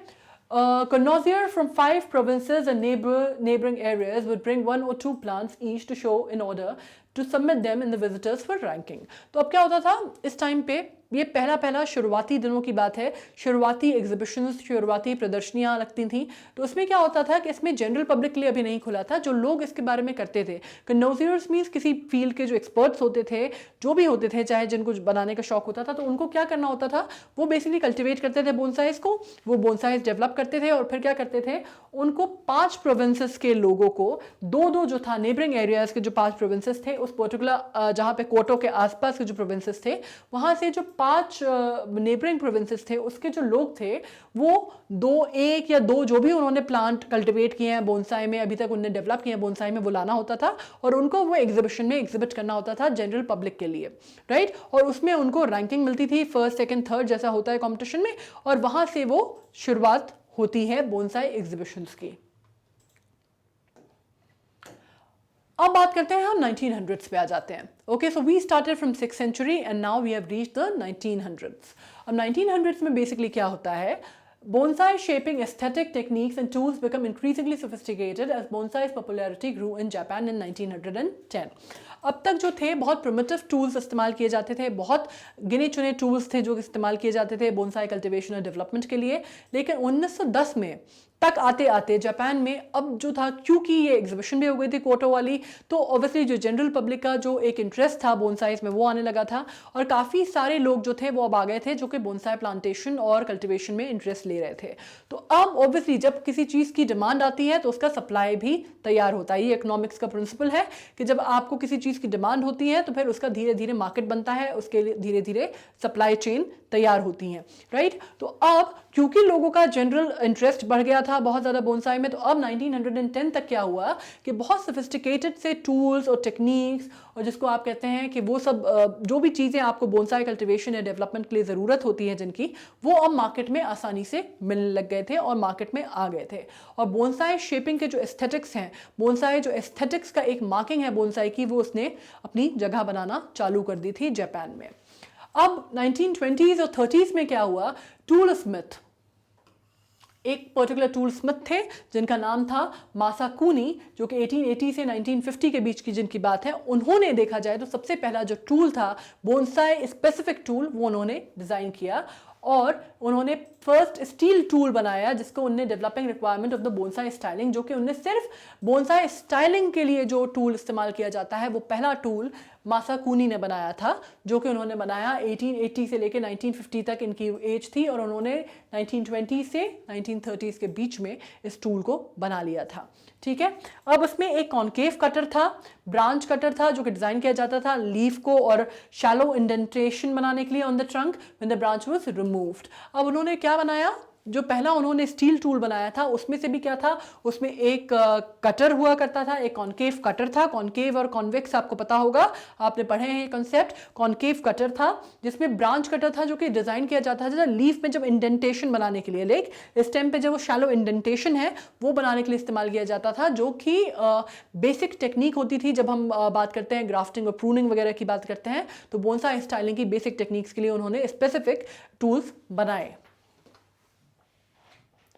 उसके बाद prior to world war II, international interest in bonsai was fueled by increased trades in trees and appearances of the books in popular foreign language. अब क्या हुआ बेसिकली, वर्ल्ड वॉर II से पहले, मतलब हम बात कर रहे हैं अब वही 20s और 30s की, क्योंकि 40s में तो वर्ल्ड वॉर II हो जाता है स्टार्ट। हम बात कर रहे हैं, आप मान लीजिए 20s या लेट 30s की। तब तक वर्ल्ड वॉर II से पहले इंटरनेशनल मार्केट में काफ़ी सारा जो इंटरेस्ट है, अब ये जो जापान और चाइना से ये निकल के इंटरेस्ट जो है ये बाकी दुनिया में भी जाने लग गया। और क्या हुआ कि जो वर्ल्ड वॉर होने से पहले जो इंटरनेशनल मार्केट में भी बोनसाई के बारे में चर्चा होने लगी। कहाँ से चर्चा स्टार्ट हुई, जो एग्जीबिशंस हो रही थी उसके थ्रू, जो टूल्स स्पेसिफिकली बनने लग गए थे उसके थ्रू, जो मार्केट एक नया डेवलप होने लगा था उसके थ्रू। ये जो बात है ये वर्ड ऑफ माउथ बाहर जाता है और अब पूरी दुनिया में बोनसाई के बारे में बात होने लगती है और पूरी दुनिया की जो जनरल पब्लिक है उसको बोनसाई के बारे में एक जनरल आइडिया मिलने लगता है, राइट। उसका जो बेसिकली जो इंटरेस्ट था और जो एक बेसिक बहुत बड़ा रीज़न था वो था इंक्रीज ट्रेड, जो कि ट्रीज में हुआ और अपीयरेंस हुआ बुक्स में। सबसे बड़ी बात, अभी तक जो लिखा जा रहा था बोनसाइज के बारे में वो लिखा जा रहा था हैंड्स रोल में, जो कि जापान का नेटिव चीज़ थी, राइट।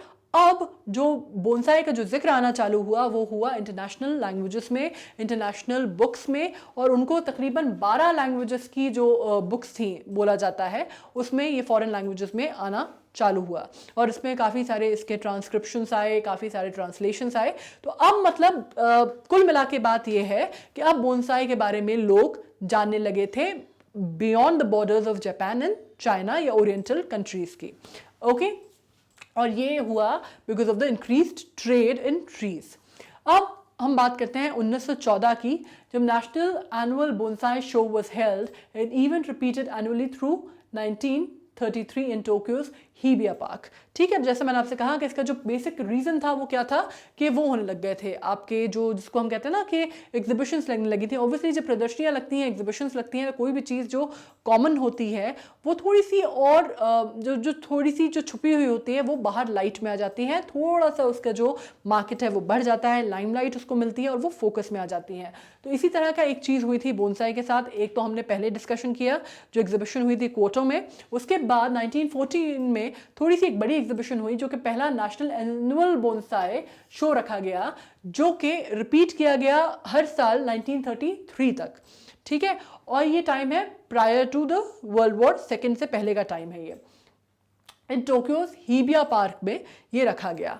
इसके बाद great annual public exhibition of trees began इन 1927 और फिर ग्रेट एनुअल पब्लिक एग्जीबिशन जो है फिर से वो स्टार्ट हुई। अगेन ये भी एनुअल इवेंट था, इसी की तरह ये स्टार्ट हुआ 1927 में और इसको कहा गया असाही newspaper hall in Tokyo. Again ये फिर से टोक्यो में हुआ। ये दोनों इवेंट हैं जो टोक्यो में हुए और एनुअली स्टार्ट हो गए होना। उसके बाद the first major book on the subject in English was published in the Japanese capital dwarf trees by Shinobu Nozaki. ठीक है, अब पहली जो किताब थी बोनसाई में, वो इंग्लिश में जो किताब आई उसका जो टाइटल था वो जापानीज कैपिटल में आया, जिसका नाम था ड्वार्फ ट्रीज। और ये जो राइटर थे इसके थे वो थे शिनोबु नोज़ाकी। जैसा कि मैंने कहा कि अब जो किताबें थी वो बाकी छपने लग गई थी, बाकी फॉरेन लैंग्वेजेस में छपने लग गई थी, तो अब बोनसाई जो है वो जापान की सरहदों से निकल के दुनिया पे छाने लग गया था। 1940 की बात करते हैं अगर हम, तो 300 बोनसाई डीलर्स जो थे वो टोक्यो में ऑलरेडी वर्क करने लग गए थे। मतलब अब ये बेसिकली, अभी तक तो ये शौकिया चल रहा था काम, अभी तक ये चल रहा था, ये एक लिमिटेड लोगों के बीच में चल रहा था जो किसके प्रो थे, जो करना चाहते थे, गार्डनर्स थे, बोटानिस्ट थे, एनवायरमेंटलिस्ट थे, कॉनोजियर्स थे, वो इसको कर रहे थे। लेकिन अब क्योंकि जैसे जैसे इसके बारे में सोफिस्टिकेटेड टूल्स आए, जैसे जैसे कि मार्केट डेवलप हुआ, लोगों का इंटरेस्ट आया, तो ऑब्वियसली अब ये काम जो है वो कमर्शलाइज होने लगा, अब वो मोनेटाइज होने की कगार पे आ गया, अब वो स्टार्ट हो गया मोनेटाइज होना, वो कमर्शियल जो उसका एस्पेक्ट है बोनसाई का वो पिक्चर में आ गया। और 1940 तक तकरीबन 300 बोनसाई डीलर्स टोक्यो में ऑलरेडी आ गए थे।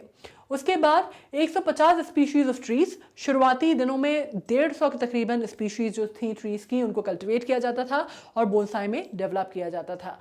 And 1000 specimen annually was shipped to Europe. और इसी टाइम पे इनके जो बात की जा रही है स्पीशीज़ की, ये 150 तकरीबन थी, बहुत ज़्यादा पेड़ों पे नहीं किया जाता था, लेकिन इनके जो स्पेसिमेन थे, अब क्या हुआ, ट्रेड स्टार्ट हो गया था, ट्रेड स्टार्ट हुआ। इसके साथ हर चीज़, you have to understand right, everything takes step by step, everything goes step by step. शुरुआत जो हुई वो एक पर्टिकुलर जापानीज़ उस पर हुई, जाके उनके हैंड्स रोल पे हुई, फिर हम कहाँ पहुँच गए, हम नेक्स्ट पे गए तो उसमें पता चला कि एक कोटो में एग्जिबिशन हुई जिससे थोड़ा सा लोगों और इंटरेस्ट जागा, फिर पता चला कि उसके जो सोफिस्टिकेटेड टूल्स हैं वो बनने लगे, फिर हमें पता चलता है कि उसके जो ऊपर जो बुक्स हैं वो लिखी जाने लगी, फिर हमें पता चलता है कि उसके ऊपर और एनुअल एग्जिबिशंस होने लगी जिससे जापान के बाहर जाने लगा बोनसाई के बारे में। फिर हमें उसके आगे पता चलता है कि लोगों का जो इंटरेस्ट है वो उसमें ज़्यादा जो फॉरेन कंट्रीज़ हैं उसमें आ जाता है, और अब उसका कमर्शलाइजेशन स्टार्ट हो जाता है, डीलर्स बन जाते हैं जो कि बोनसाई में डील करते हैं, लोग किताबें लिखने लगते हैं उसके ऊपर, और ज़्यादा सोफिस्टिकेटेड मार्केट बनता जाता है बोनसाई का, और अब उसका जो ट्रेडिंग है वो भी स्टार्ट हो जाती है, और उसके स्पेसिमेंट्स जो हैं वो दूसरी कंट्रीज़ जैसे कि यूरोप और अमेरिका में जाने लगते हैं, राइट। तो अब हमें ये पता है कि वर्ल्ड वॉर सेकेंड से पहले पहले तक चीज़ें बोनसाई के लिए इतनी स्पेसिफिक, इतनी व्यापक हो गई थी कि अब वो अपनी बाउंड्रीज से बाहर निकल के दुनिया पे छाने को तैयार था। Bonsai nurseries and clubs in America were started by the first and second generation Japanese immigrants.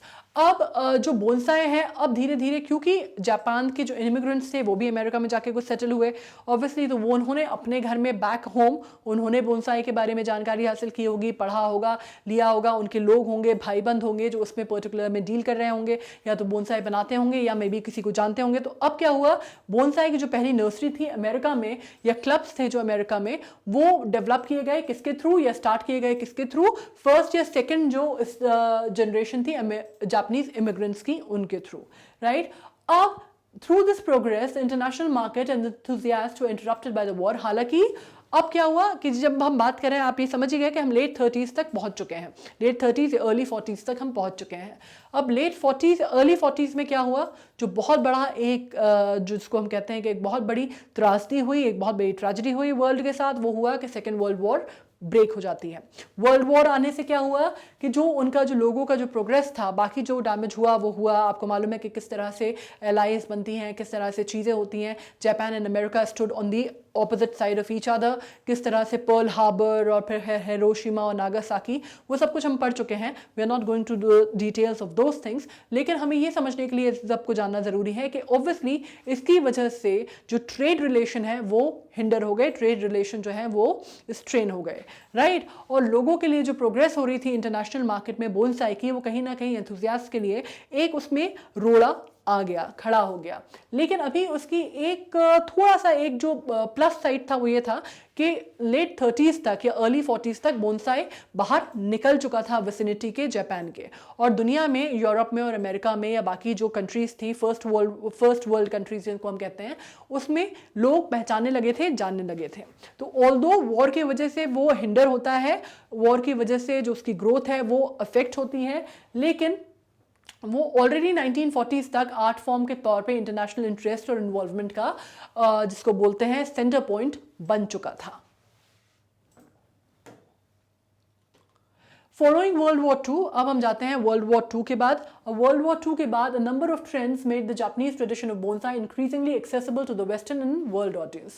Following World War II, अब World War II के बाद क्या हुआ, जब ख़त्म हो गई वर्ल्ड वॉर टू, माहौल थोड़ा सा ठंडा हुआ, उसके बाद काफ़ी सारी चीज़ें होती हैं. कोई इतनी जब बड़ी वॉर होती है दुनिया में तो ऑब्वियसली चीज़ें एकदम से तो नहीं ठीक होती, लेकिन उसके बाद एक फेज़ चला कोल्ड वॉर का, बाकी सारी चीज़ें भी हुई. लेकिन अभी तक क्या हुआ था, वो जो जापानीज ट्रेडिशन था और bonsai increasingly accessible to the western and world audience, धीरे धीरे वो बन गया था. तो वो जो ब्रिज है वो थोड़ा सा डगमगाया ज़रूर था लेकिन टूटा नहीं पूरी तरह से, विच वॉज थैंकफुली ये बहुत अच्छा रहा, क्योंकि एक जो इस्टेब्लिश्ड मार्केट था वो ऑलरेडी बन चुका था, तो अब उतना ज़्यादा इम्पैक्ट नहीं पड़ा. For example, the Kokufu 10 bonsai displays reappeared in 1947 after the 4-year cancellation and became annual affair. These displays continue to this days. तो obviously जब वर्ल्ड वॉर चल रहे थे उस टाइम पे तो कोई भी डिस्प्ले और एग्जीबिशन नहीं हो रहे थे, लेकिन कोकुफू 10 बोनसाई का जो डिस्प्ले था वो 4 साल के गैप के बाद 1947 में फिर से हुआ और वो आज तक भी होता है, आज तक भी वो कंटिन्यूड है. उसी तरह अक्टूबर 1964 में a great exhibition was held in Hibiya park by the private Kokufu Bonsai Association, recognized into the Nippon Bonsai Association to mark the Tokyo Olympics. Tokyo Olympics, अब ये जो बात हो रही है 1964 के टोक्यो ओलंपिक्स पे आ जाते हैं हम. ऑब्वियसली बहुत सारे साल इसमें बीत गए हैं, हम 1947 से 64 पे आ गए हैं. अब हम बात करें, एक एग्जीबिशन होल्ड की गई थी, फिर से वो हिबिया पार्क टोक्यो में की गई थी और ये एक प्राइवेट कोकुफू बोनसाई एसोसिएशन ने की गई थी, जिसको हम बाद में चल के ये निपन बोनसाई एसोसिएशन का नाम ले लेती है और ये टोक्यो ओलंपिक से रिलेटेड थी.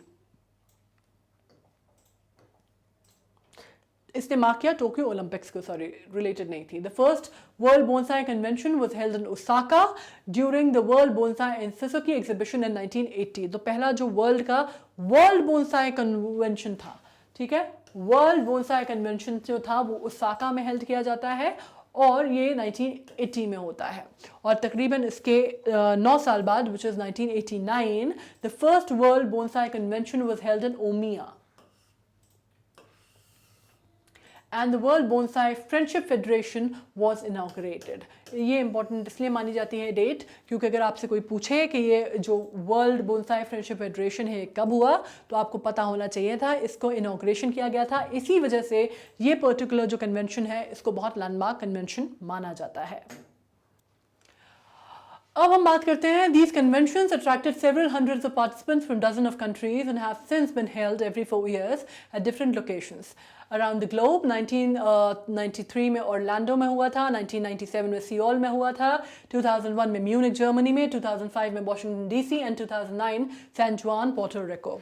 ओके, तो बेसिकली अब ये बात करने वाली है कि ये जो हम कन्वेंशंस की बात कर रहे थे, अब ये जो कन्वेंशंस हैं ये पीरियोडिकल इवेंट बन गए थे और ये हर 4 साल में होने लग गए थे और अलग अलग जो वर्ल्ड में जो अलग अलग जगह हैं वहाँ पे होने लग गए थे. अब ये जैसे कि मैंने आपसे कहा कि अब तकरीबन पूरी दुनिया को इसने कवर कर लिया था. अब आप जैसे देख सकते हैं कि हर 4 साल में हुए, तो 1993 में ऑरलैंडो फ्लोरिडा से स्टार्ट हुए जो कि यूएस में है, फिर कोरिया चले गए, जर्मनी, वॉशिंगटन अगेन यूएस, फिर Puerto Rico which is again in the South America चले गए.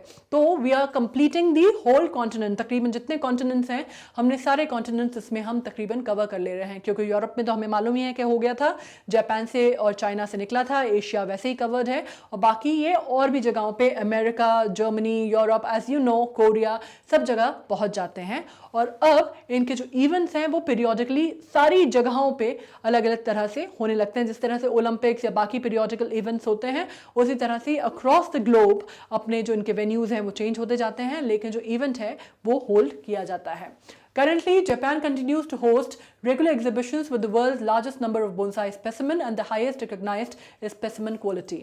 पर जैसा कि कहते हैं कि जो चीज़ जहाँ से होती है शुरुआत वो वहाँ पे रहती है, राइट. जिसकी शुरुआत जहाँ से की जाती है उसके अंदर अभी भी जापान जो है वो अब, हालांकि बोनसाई पूरी दुनिया में छा गया है, हर जगह किया जाता है, उसका कल्टीवेशन भी हर जगह होता है, टेक्निक्स भी होती हैं, डेवलपमेंट होता है, सब कुछ होने लगा है, लेकिन अभी भी ये माना जाता है कि जापान जो है वो आज भी रेगुलर एग्जीबिशंस होल्ड करता है. दुनिया की सबसे जिसको आप कहते हैं largest number of bonsai specimen होता है उनके पास जब उनकी एग्जीबिशंस होती हैं उसमें।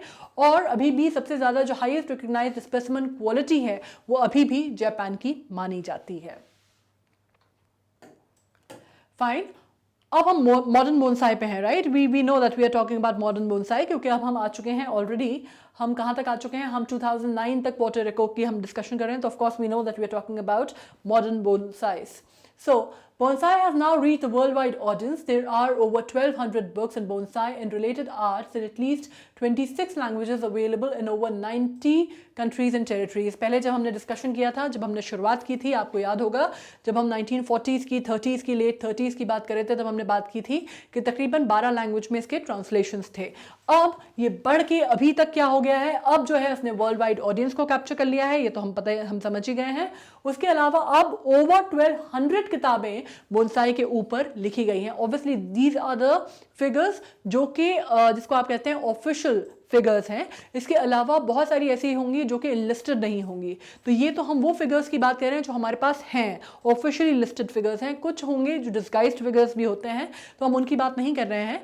1200 तकरीबन किताबें जो बोनसाई के ऊपर लिखी जाती हैं और उससे रिलेटेड आर्ट के ऊपर, और तकरीबन 26 लैंग्वेजेस में ये अवेलेबल हैं, राइट। और उसके अलावा 90 कंट्रीज और टेरिटरीज में ये किताबें जो हैं वो चलती हैं, लोग पढ़ते हैं, और इससे जो आइडिया है, जो कंसेप्ट है बोनसाई का, वो फ्लोट कर रहा है, right. These are of course the official जो मार्किंग्स हैं, ये वो हैं। दीज आर अप्रॉक्सीमेट नंबर्स, ये एग्जैक्ट नंबर्स नहीं हो सकते, क्योंकि आपको मालूम है कि किस तरह से पब्लिकेशन और कितना डायनेमिक ये बिजनेस है और किस तरह ये डे टू डे चेंज होता है। बट ये जो आपको दिया जा रहा है, इसको सिर्फ ये बताने के लिए दिया गया है कि कहाँ से शुरुआत हुई थी और धीरे धीरे धीरे धीरे एक कदम लेते हुए कहाँ तक पहुँच गया है।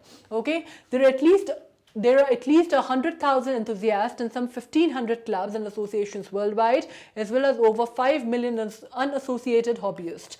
ठीक है, ये जो नंबर जो भी आपको दिए जा रहे हैं, चाहे वो किताबों के हों, चाहे वो एंथुसियास्ट के हों, these numbers are I believe completely underrated, क्योंकि इनका जो कोई जिसको आप कहते हैं ना, कोई एक बेंचमार्क नहीं है। इतना डायनेमिक फील्ड है कि ओबियसली हर दिन, हर हफ्ते, हर महीने में भी लोग इसमें ऐड ऑन होते होंगे।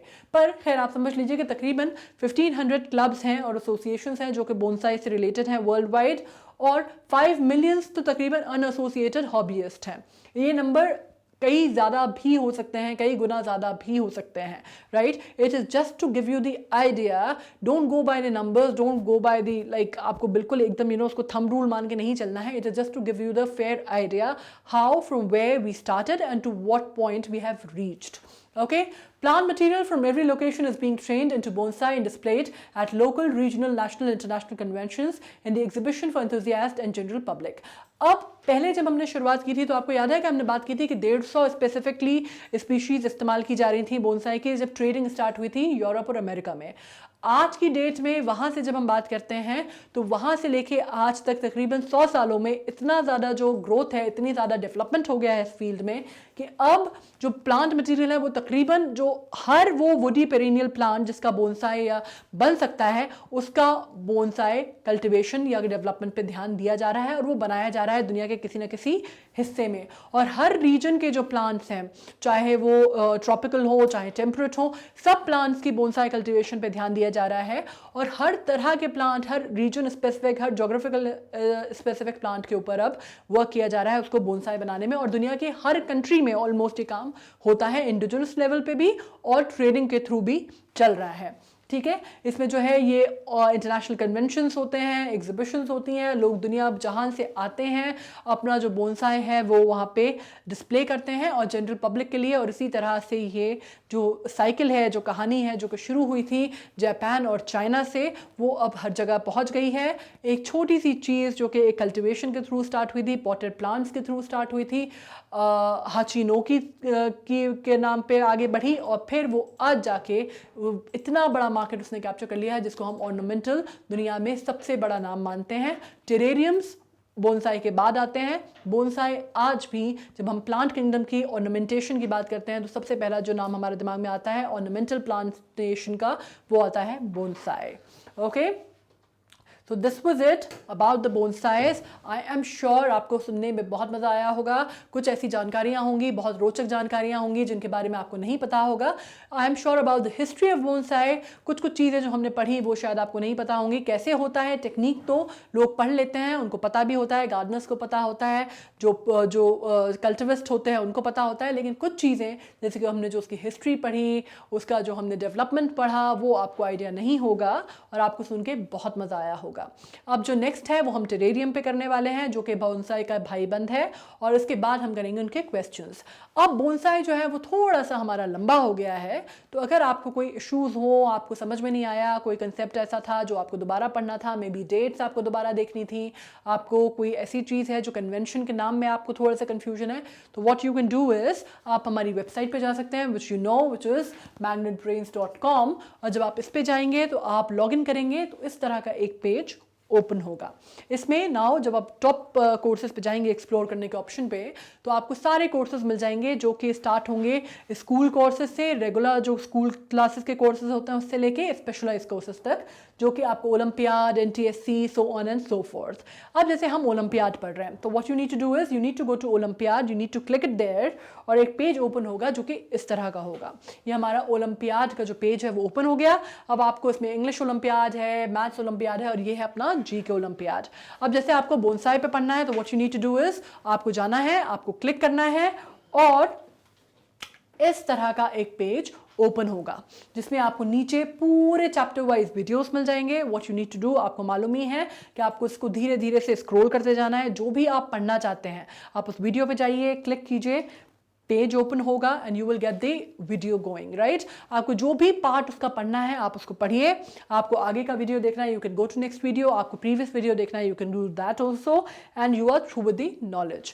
अब आपको ओलंपियाड का हमारा जो स्केड्यूल है वो पता है. मंडे, ट्यूसडे, वेंसडे हमारे वीडियोज़ आते हैं जो कि अलग अलग टाइम पे आते हैं, फीचर होते हैं. 10 o'clock होता है IEO जो कि इंग्लिश होता है, 1 बजे होता है मैथ्स का, और 7 o'clock इन द इवनिंग होता है IGKO, राइट. ये तो आपने कर लिया हमारी वेबसाइट पे. अब अगर आप YouTube पे पढ़ना चाहते हैं, YouTube पे जब आप हमारे वीडियोस देखते हैं तो उसमें डिस्क्रिप्शन बॉक्स में आपको हमारे क्वेश्चन भी मिल जाते हैं. जैसे अभी हमने बोनसाई कर लिया, इसके बाद हम टेरेरियम करेंगे और फिर फाइनली हम इनके क्वेश्चंस करेंगे, राइट. तो अगर आप हमें YouTube पे फॉलो करना चाहते हैं, well and good. So all you need to do is, this is 100% free channel as you know. आपको सिर्फ इतना करना है that you need to like, share and subscribe, और इस तरह से आप हमारा पूरा जो भी मैटर है वो एसेस कर सकते हैं. Okay, so I hope you are through with the bonsai knowledge. आपको खूब सारा बोनसाई के बारे में पता चल गया and you have become quite a pro in that. और आगे अब हम करने वाले हैं टेरेरियम्स के बारे में, जो कि फिर अगेन मैंने जैसा कहा कि भाई बंद है बोनसाई के, ऑर्नामेंटेशन के लिए यूज़ होते हैं और बहुत बहुत बहुत सुंदर लगते हैं और घरों में सजाए जाते हैं, राइट. तो अब आप ट्यून रहिए नेक्स्ट सेशन के लिए. तब तक stay healthy, stay safe, study well and take care of yourself. Thank you very much.